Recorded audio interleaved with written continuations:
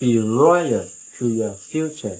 not your past เฮามีกติสัจจะซื้อโยต่ออนาคตเก่าอันใจซื้อโยต่อลองวันหลังเก่าเพราะว่าเฮากลุ่มป้วนจ้อมลองอันเป็นป้วนมานั่นเสียและขี่ใจมองใจจ้อมมันอยู่ในป่องว่าเฮา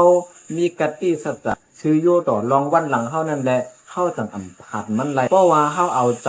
จับไว้ที่ตั้งเยืองอันเมื่อนานั่นสิพึกนำกัดพึกตั้งยามเก่า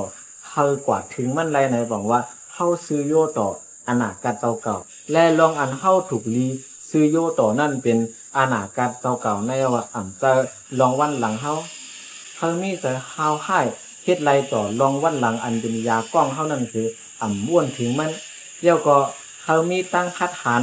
ซื้อโยต่ออนาคตเก่าสิพึกนำกัดตั้งยามเก่าให้กาดถึงที่อันเฮายังอ่านไว้นั่นค่ะ